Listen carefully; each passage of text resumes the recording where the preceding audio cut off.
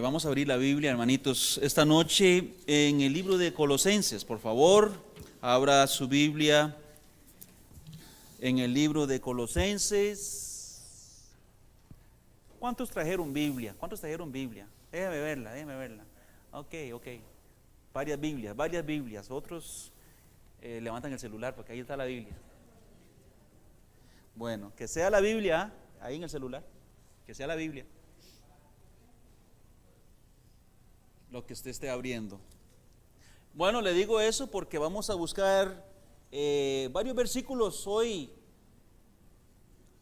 y yo quiero que usted los busque ahí rápidamente. Por eso preguntaba si usted había traído su Biblia para usarla. La traemos para usarla, ok. Y entonces ábrala primeramente ahí en el libro de Colosenses. Recuerde que la conferencia que mencionó el pastor de misiones arranca el viernes a las 7, sábado a las 7 y el domingo. Y otra cosa que está planeada en esta conferencia es que va a ser enseñada por los tres pastores de la iglesia y llevan un hilo de enseñanza, hermanos, y entonces es necesario que usted, ojalá Dios quiera, pueda estar en las tres, no perder el hilo que se va a tener en cuenta. Pierde una enseñanza, cuando llegue a la segunda va a decir, ¿y eso a qué viene? Viene ligado a la primera y luego la tercera, van así. Colosenses capítulo 1, el versículo 9. Ahí encuentro y versículo 10, 9 y 10 de Colosenses capítulo 1, 9 y 10. Por lo cual también nosotros, desde el día que lo oímos, no cesamos de orar por vosotros y de pedir que seáis llenos del conocimiento de su voluntad en toda sabiduría e inteligencia espiritual, para que andéis como es digno del Señor, agradándole en todo, llevando fruto de toda buena obra y creciendo en el conocimiento de Dios. Dejémoslo hasta ahí y después veremos un poquito más el 11 y 12 en el estudio. Pero yo quiero que usted vea lo que Pablo está escribiendo aquí a los hermanos de la iglesia en Colosas. Había una congregación ahí en una ciudad llamada Colosas. Por eso se llama la epístola a los colosenses. Y él les está escribiendo algo interesante. El versículo 10, la primera frase, por favor, conmigo, dice: para que andéis como es digno del Señor. Esa es la exhortación del apóstol Pablo para esos hermanos. Él dice: yo quiero que ustedes anden como es digno del Señor. Ahora, entiéndase aquí que cuando dice andar, se habla o se implica una forma de vida. Viva como es digno del Señor. Es lo que quiere decir. Compórtese como es digno del Señor. Compórtese, viva. Sea usted, ¿ok? Una forma de ser como es digno del Señor. Hermanos, yo quiero que usted note esa palabra, digno. Digno del Señor. Esa es la idea de Pablo. No tenemos que vivir como religiosos solamente. Tenemos que vivir como es digno del Señor. Es más profundo. ¿Cómo es digno del Señor? O sea, vivimos de tal manera que traigamos dignidad al nombre de Dios. Eso es lo que quiere decir. Yo me comporto de tal manera que traigo dignidad, traigo alabanza, traigo un buen nombre para mi Dios, como es digno de Él. ¿Ok? ¿Por qué? ¿Saben, hermanos, por qué? Porque si usted es cristiano, yo soy cristiano, representamos a Dios. Somos carta de Dios al mundo, carta que camina, ¿verdad? Escritas, no en tablas de piedra, sino en tablas del corazón. Entonces, si la gente va a ver algo de Dios en este mundo, tiene que verlo en nosotros, los cristianos. Y por eso usted y yo tenemos que comportarnos de esa manera, dignos, ¿ok? Nosotros tratamos con mucha gente, tratamos con personas, tratamos con jóvenes, tratamos con niños muchas veces, ¿no? Y a veces, según el carácter del joven, según el carácter del niño, a veces pensamos, así deben ser sus padres, ¿no? Si es muy educado, el joven o el niño, pensamos que sus padres deben ser muy educados. Si el niño es un chismoso,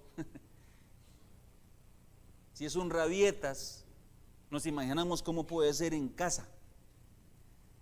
Eso no quiere decir que siempre sea así, porque no todo el tiempo es así. Yo conozco padres muy buenas personas, con chiquitos terribles, ¿verdad? Y usted dice, no, eso no es como los padres son. Pero hay veces que podemos decir que así es. Aprenden de ellos. Y nosotros le decimos a nuestros hijos, compórtese como es digno de esta familia, ¿verdad? Como debe ser. Compórtese como nosotros decimos que somos cristianos. Aquí dice Pablo, compórtese como es ser digno de Dios, nuestro Padre Celestial. Amén, hermanos.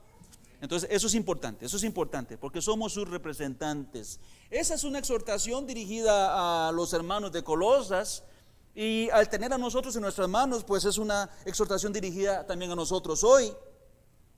Y este asunto de comportarse como es digno del Señor se enseña todo el tiempo, se dice en la iglesia, se dice en el grupo de jóvenes, se dice, compórtese. Es algo que se habla mucho, hermanos. Y este versículo no es el único que habla de andar o vivir como es digno del Señor. Ahora, yo quiero que usted vaya a otros pasajes rápidamente. Vamos a ver si el tiempo nos alcanza. Yo creo que sí. Unos versiculitos que quiero enseñarles que también mencionan esa palabra de cómo tenemos que andar. Ahora, no solamente la exhortación de cómo andar, pero también nos dice la forma en que debe ser. Y yo quiero que vaya conmigo. Vamos conmigo a la Biblia. Vamos a 2 de Pedro. Si usted tiene su Biblia, hermano, tiene que usarla hoy. Va a usarla más que en los miércoles pasados, porque casi siempre lo usamos con unos cuantos versículos. Hoy quiero que vaya conmigo a algunos otros.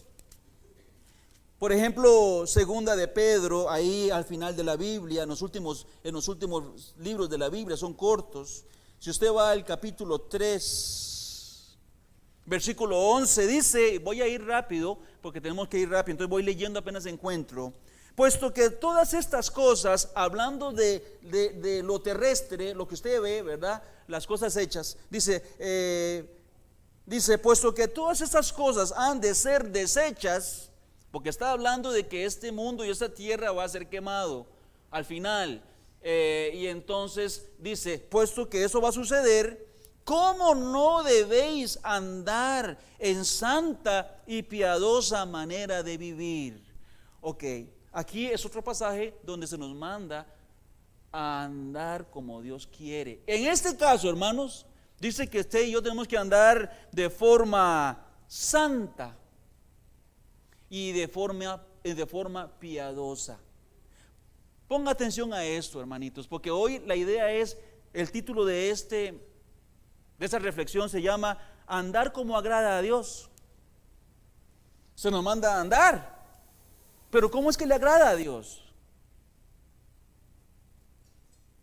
Que usted ande en una manera santa, que usted viva en una manera piadosa. Piadoso significa que usted sea justo, y santo significa que usted sea puro,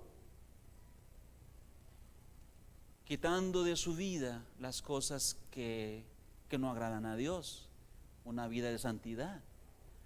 Y eso es un proceso que pareciera como que nunca acaba, pero vamos madurando, ¿no? Tiene que ir madurando el asunto. Yo todavía tengo cosas que quitar en mi vida, yo sé que sí, pero también sé que he quitado muchas también en el proceso de mi vida cristiana, y eso es un deber de cada uno de nosotros. Debo andar santa y piadosamente, ¿ok? Luego vaya conmigo a Efesios.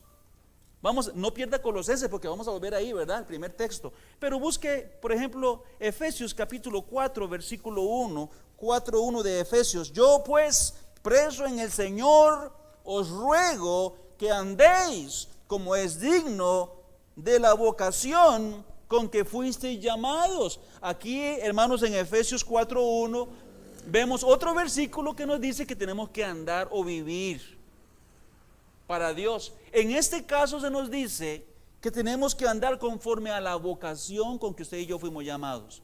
Pregunta, ¿cuál es esa vocación? ¿Qué significa vocación? ¿A qué se refiere? Si usted lee todo el capítulo 4 de Efesios, estamos leyendo el versículo 1, usted va a encontrar qué es esa vocación. Yo hice un resumen aquí de algunas cosas que se encuentran para ponérselas en su corazón, pero usted tiene que leer. Y no solamente el 4, sino todo el contexto antes y después. Por ejemplo, ¿qué es la vocación a la que fuimos llamados nosotros para andar en esa vocación? Entonces encuentro que sigo leyendo y encuentro lo siguiente: debo vivir y andar, o Dios me ha llamado a vivir y andar en humildad. Eso lo va a encontrar usted mientras usted lee. Humildad, paciencia, siendo amorosos, siendo unidos por la paz y por la sana doctrina, usando nuestros dones que Dios nos ha dado y nuestros llamados a los ministerios para la obra de Dios, creciendo en el conocimiento y siendo firmes en la doctrina, edificándonos mutuamente, dando buen testimonio, etcétera, etcétera. Hay muchas cosas más que podemos añadir a la lista. Todo eso se encuentra solamente en los versículos que siguen al 4. Entonces, cuando la Biblia me dice, ande conforme a la vocación a la que usted fue llamado, son esas cosas. Son esas cosas a las que yo debo andar. Efesios 4:17. Vamos al 17, ahí nomás leímos el 1, ve al 17. Esto pues digo y requiero en el Señor, que ya no andéis como los otros gentiles que andan en la vanidad de su mente. Andan en la vanidad de su mente. ¿Qué significa eso? Que estas personas entregan su vida y entregan sus esfuerzos a lo vano, a lo inútil y lo pasajero, sin tomar en cuenta a Dios. No viva usted la vida sin tomar en cuenta a Dios, porque eso es como vive el impío. Así es como vive el que no conoce a Dios. Otro versículo, ahí mismo en Efesios, más bien Efesios, es bueno que lea este libro de Efesios, habla mucho acerca de cómo debe andar el cristiano. Efesios 5:15, ahí mismo, Efesios 5:15, mirad pues con diligencia cómo andéis, no como necios, sino como sabios. ¿Cómo anda un sabio? Vea el versículo que sigue, para un ejemplo, aprovechando bien el tiempo. Un hombre sabio, una mujer sabia aprovecha bien el tiempo cuando entiende que los días son malos. Ok, ahora vaya conmigo a 2 de Juan. Vamos de nuevo a los últimos libros de la Biblia. Y hermanos, vaya conmigo por favor. Dice 1:6 de 2 de Juan.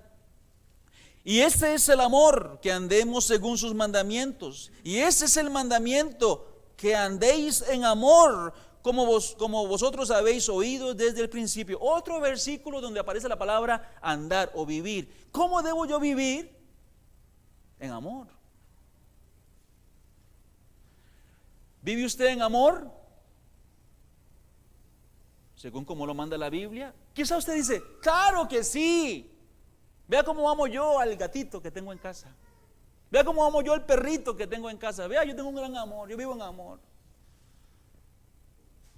Es mucho más que eso, hermanos. ¿Anda usted en amor? Sí. Vea cómo amo yo a mi esposa. Está muy bueno que la ame. Sí, yo ando en amor porque vea cómo yo amo a mis hijos y los cuido. Está muy bueno eso, pero va mucho más allá. El amor. Hermanos, vea. ¿Qué es lo contrario al amor? ¿Qué sería lo contrario al amor? Le voy a decir algunas cosas. Algunos ya comenzaron a balbucear ahí palabras. El odio es contrario al amor. Los celos, la envidia, el chisme, la mala voluntad, la negligencia, todo esto y muchas cosas más son contrarias al amor. Y la Biblia dice, ande conforme al amor, que significa que debemos quitar todas esas cosas. Y estamos en segunda de Juan. Vea primera, ahí nomás.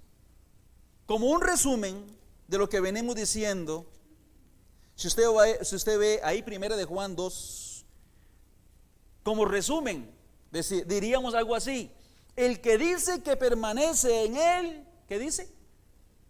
¿Qué dice? Debe andar como él anduvo. En otras palabras, resumimos todo. Si yo estoy en Dios, yo ando como él anduvo, como anduvo Cristo. ¿Cómo vivió Cristo? ¿Qué hizo Cristo? Y yo debería seguir el ejemplo de él. Sin embargo, vamos a Colosenses, donde empezamos el estudio, hermanos, al puro principio. Vamos de nuevo a Colosenses. Colosenses también nos dice que tenemos que andar. Versículo 10, para que andéis como es digno del Señor. Y ahí también encontramos las formas de andar. El apóstol no solamente nos exhorta a hacerlo, nos dice cómo hacerlo. Y si usted está en el capítulo 10, en el capítulo 1, disculpen, versículo 10, dice en Colosenses 1:10, para que andéis como Él, como es digno del Señor. ¿Cómo? Hay una lista ahí. 1, agradándole en todo. 2, llevando fruto de toda buena obra. 3, creciendo en el conocimiento de Dios. 4, fortalecidos con todo poder, conforme a la potencia de su gloria. 5, para toda paciencia y longanimidad. 6, con gozo. 7, dando gracias al Padre, que nos hizo aptos para participar de la herencia de los santos en luz. ¿Ok? Qué bonito ese texto, hermanos. Ahora, déjenme decir un poquito sobre esa lista. Agradándole en todo. Hermanos, es una frase tan conocida para nosotros como creyentes. Yo tengo que vivir y agradar a Dios en todo. Ya hemos visto versículos que hablan sobre este asunto, como aquel que dice: todo lo que hagáis, sea de palabra, de hecho, hacerlo todo para la gloria de Dios. Y aún si coméis o bebéis o hacer cualquier otra cosa, hacerlo todo para la gloria de Dios. Ahí entendemos que tenemos que agradarle a Dios en todo. ¿Qué es agradarle a Dios en todo?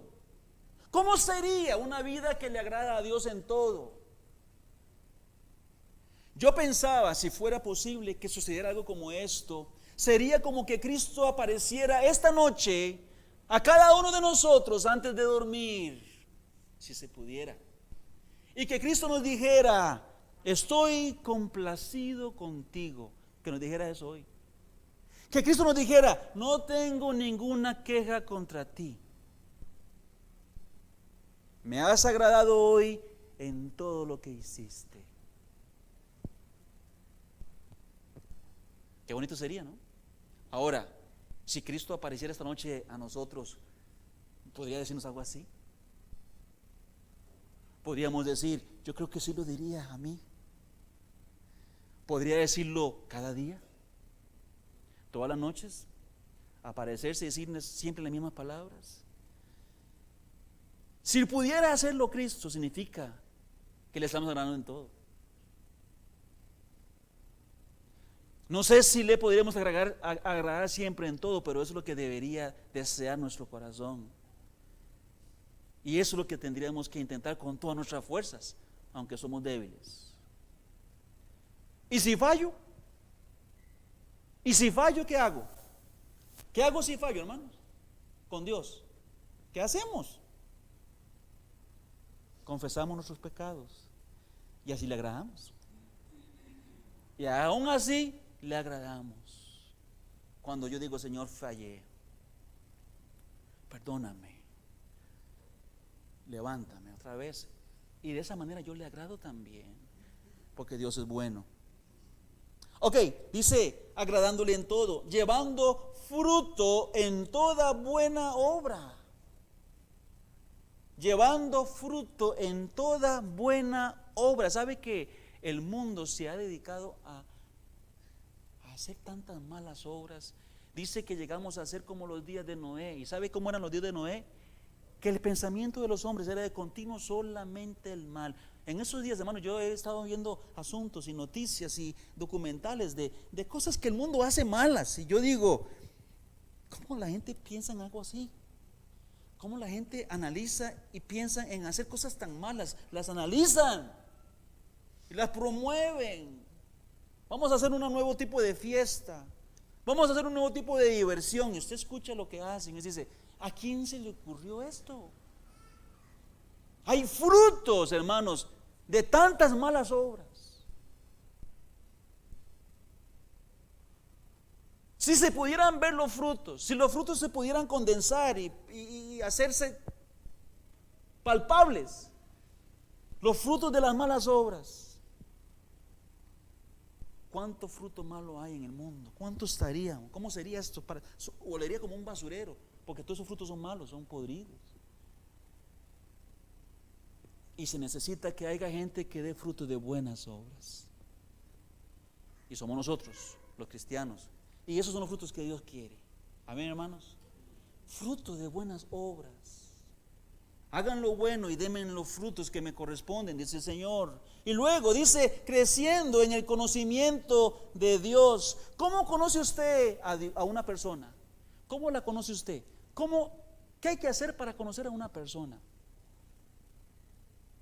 Estando cerca de esa persona.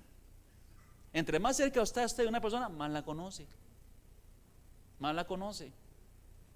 A algunos de aquí, yo no los conozco tanto porque no he estado tan cerca de usted. A algunos los voy conociendo más.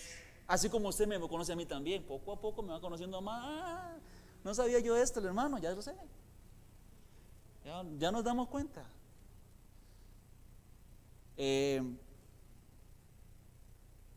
Si hay dos personas que yo aquí conozco bastante, en este grupito que conozco un montón, Joseph y Missy.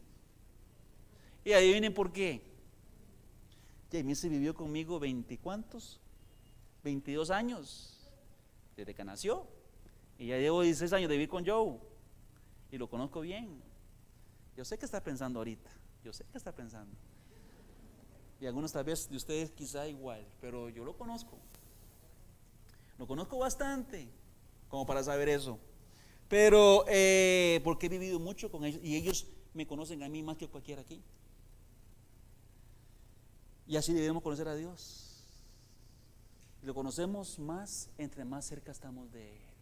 Otra manera de conocer a una persona es a través de documentación. Usted se documenta, usted averigua, usted investiga y usted puede conocer muchas cosas de personas. Uno puede saber muchas cosas de grandes personajes que usted nunca ha visto en persona, pero sabe todo lo que son y lo que hicieron y cómo piensan, porque hay mucha documentación. Así también de Jesucristo.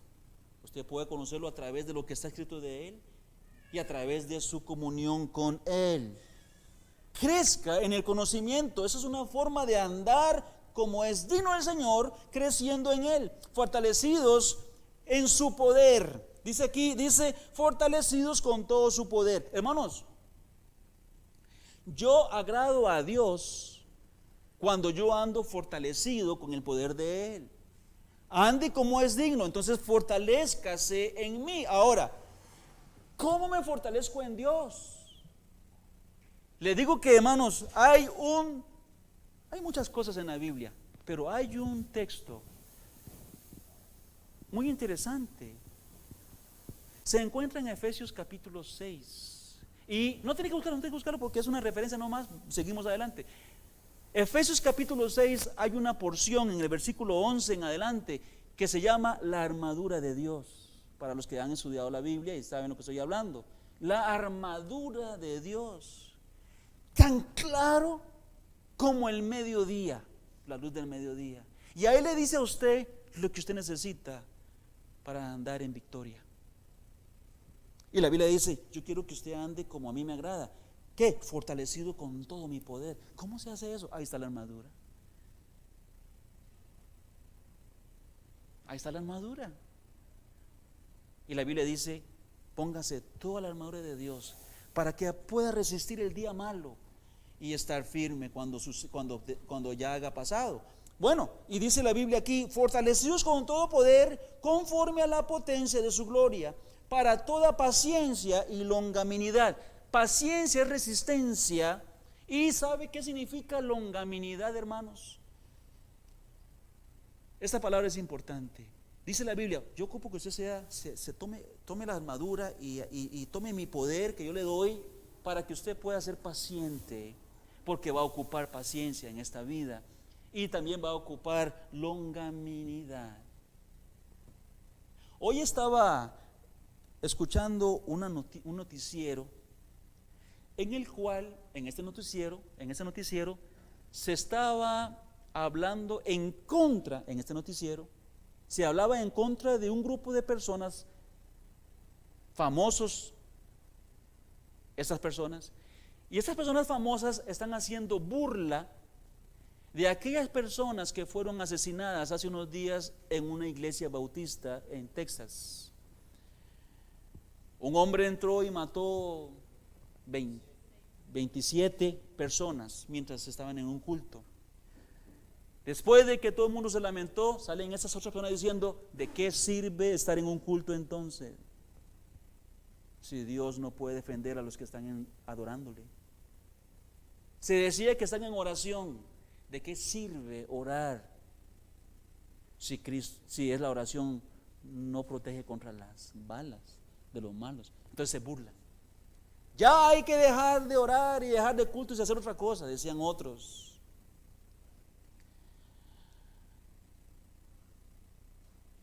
Qué tremendo, ¿no? Qué tremendo lo que la gente hace. Esas personas no entienden cómo funciona la vida cristiana o la vida en este mundo, porque no solamente los cristianos matan a cualquiera, pero el asunto es que longanimidad tiene que ver con este asunto que ellos no entienden. Longanimidad es largo ánimo, significa largo ánimo, un ánimo que se extiende en los tiempos de adversidad. Usted y yo ocupamos longanimidad porque vamos a tener adversidad como cristianos. Va a haber adversidades. En la vida enfrentamos adversidades, cosas en contra. Y se requiere longanimidad y paciencia. Y se requiere para tenerlo el poder de Dios.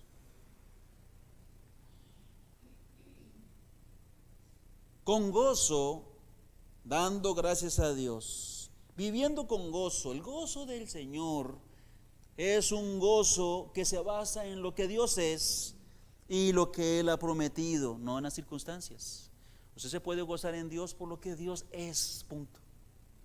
Si usted dice, ¿quién es Dios y qué es Dios y qué ha hecho por mí y qué tengo yo en Él? Gócese en Él. Bástate mi gracia, la gracia. ¿Qué es la gracia? ¿Qué es el don mayor de la gracia? Si no es el don de la salvación. Y dice así, dando gracias al Padre. ¿Por qué? ¿Por qué le damos gracias al Padre? Que nos hizo aptos para participar de la herencia de los santos en luz, el cual nos ha librado de la potestad de las tinieblas y nos ha trasladado al reino de su amado Hijo. Entonces un cristiano sabe dónde está. Usted no ande usted pensando, ¿y qué será cuando venga Dios? ¿Me llevará o no me llevará? Si usted es cristiano, la Biblia dice, nos ha trasladado. Tenemos una ciudadanía celestial. Tenemos una ciudadanía celestial. Y en eso nos gozamos. Y no hay nada que pueda quitar eso, hermanos. A usted le pueden quitar un montón de cosas, pero no eso. Porque nuestra vida está escondida, ¿dónde? Con Cristo en Dios. Nuestra vida está escondida con Cristo en Dios. ¿Quién le quita? Pero nuestra vida, hablando de nuestra vida espiritual. Ahora, voy cerrando. Ya hemos hablado un poquito en algunos versículos que buscamos antes, de que nos mandan a agradar a Dios y en qué forma vimos. También vemos cómo agradar a Dios en este pasaje. Dice, agradándole en todo, ya mencionamos eso ahorita. Ahora, ¿Cómo lo logro? ¿Cómo logro estas cosas? Y ahora, hermanos, hemos visto pocas cosas realmente hoy. Si usted ha notado, hemos analizado un poquito algunas cosas que agradan a Dios, que usted y yo deberíamos hacer, y tan solamente hemos visto 8 versículos. 8 versículos. En la Biblia, si quiere buscar un poquito más de la voluntad de Dios, hay 31,000 versículos. Todavía queda mucho por investigar acerca de la voluntad de Dios. ¿Cómo conozco yo la voluntad? ¿Cómo se logra esto? Primeramente hay que conocerla. Y la conocemos aquí. Sobre todas las cosas, aquí es la voluntad de Dios. Hermano, le voy a decir una cosa. Aquí se encuentra la voluntad de Dios sobre todas las cosas. Ahora, pero usted va a decir, ¿y qué tal si Dios en la noche me ilumina mi mente y yo me despierto porque en un sueño Dios me dijo que hiciera algo? ¿Podía suceder? Creo que sí. Yo creo que Dios podía decirle a su corazón, haz esto, esto es mi voluntad, yo creo que usted haga esto. ¿Cómo sé que es la voluntad de Dios? Páselo por aquí. Páselo por aquí y si aguanta el examen de la Biblia, es la voluntad de Dios. Si no lo soporta, olvídelo. Deseche eso, deséchelo, porque no es de Dios. Así de sencillo. Y se evita un montón de problemas. Porque hay muchas emociones, ¿no? Las emociones nos pueden engañar. El corazón podía querer decirnos algo y engañoso es el corazón. Pero la Biblia no engaña, amén. Amén, hermanos. La Biblia no engaña. Usted no diga, yo vivo así porque creo que esa es la voluntad de Dios para mí. No, esta es la voluntad de Dios para usted. Y si lo que usted dice que usted quiere vivir va en contra de eso, esa no es la voluntad de Dios para usted. Es esta. Es esta. Es su palabra. Recibí en uno de los WhatsApp de los pastores una foto y creo que seguramente pertenece esa frase a este hombre, un predicador llamado Charles Stanley, que todavía está vivo él, es un gran hombre de Dios. En la foto aparece una frase que creo que es de él, espero que sí, porque aparece la foto de él, y dice, no se puede vivir en santidad con una Biblia cerrada, que es una muy buena frase. Usted no puede pensar que usted va a poder vivir en santidad cuando usted no abre la Biblia y busca cuál es la voluntad de Dios en su vida. Y hay mucha gente que vive con ese libro cerrado, pretendiendo que viven la voluntad de Dios y no es. Creo que está muy bien lo que él dice, pero creo también, pienso en base al estudio de esta noche, que yo podría añadir algo a la frase del hermano Stanley. Yo podría decirle que usted no puede vivir en santidad, no solo con la Biblia cerrada, pero no podrá vivir en santidad con la boca cerrada tampoco. ¿Por qué digo esto? Por lo que Pablo dice en el versículo 9, hermano, va conmigo rápido ahí. Dice, por lo cual también nosotros, desde el día que lo oímos, no cesamos de ¿qué? Orar por vosotros y de pedir que seáis llenos del conocimiento de su voluntad, en toda sabiduría e inteligencia espiritual. O sea, lo que yo veo en el pasaje es que Pablo no está pidiendo a Dios, Señor, dales el ánimo de lectura bíblica, dales el ánimo de tomar tu ley y leerla y estudiarla. No es eso el problema de ellos, no es lo que necesitan. Pablo no está diciendo, Señor, por favor te ruego que les ayudes y les animes a ir al culto, a escuchar al pastor predicar. No ese es el problema de ellos. Lo que Pablo pide es que sean llenos del conocimiento. Y si Pablo está orando por eso, por ellos, ¿cuánto más usted y yo deberíamos orar que Dios nos llene? Entonces, sea bien, abra la Biblia, pero pídele a Dios que le dé sabiduría. David dice en el Salmo 119, versículo 18, abre mis ojos para ver las maravillas de tu ley. Él las tenía ahí, pero nada iba a hacer si Dios no abre mis ojos. Señor, abre mis ojos espirituales, para poder ver las maravillas de tu ley. ¿Ha visto usted las maravillas de Dios? O usted abre, no hay nada, no encuentro nada, qué pereza, no hay nada. Eso es lo más triste que puede suceder. Eso es lo más triste que puede suceder. Ir a la fuente y salir con sed. Pero tenemos que pedir entonces a Dios. Abra la Biblia y cada vez que abra, hermano, pídele a Dios que lo ilumine. Termino diciendo lo siguiente. Pregunta. Quizá usted se pregunta, bueno, llenos de sabiduría. Hay cosas que quizá en ciertos conocimientos usted y yo no vamos a alcanzar. Yo voy para 50 años, ahorita el 1 de febrero. Me queda ya poco, ya voy. Ya voy a como un cuarto allá bajando, ¿verdad? Dice que 40 es aquí, Jonathan dice 40, pero básicamente ya voy por 50. Yo no creo que yo llegue a alcanzar el conocimiento en mecánica que tiene Jonathan, por ejemplo. Y no creo que Jonathan alcance el conocimiento en matemática que tiene los hermanos que son matemáticos. Porque hay gente que se especializa en ciertos conocimientos, ¿no? Y usted dice, wow, ¿qué conocimiento tiene? No lo alcanzaré jamás, nunca llegaré a ser tan lleno de ese conocimiento que tienen otros hermanos de aquí. Pero todos podríamos ser llenos del conocimiento de la voluntad de Dios. En eso nadie tiene excusa, porque Pablo le está diciendo, para que sean llenos, ¿quiénes? Los pastores, no, los hermanos de Colosas, la congregación de Colosas. Eso se puede, y todos podemos ser llenos de conocimiento, pero tiene que ir ahí. Hay un requisito, podríamos decir un sacrificio que hay que cumplir, es meterse y pedirle a Dios que nos dé la iluminación que necesitamos. ¿Con tal de qué? De andar como es digno del Señor. Dios les bendiga, hermanos.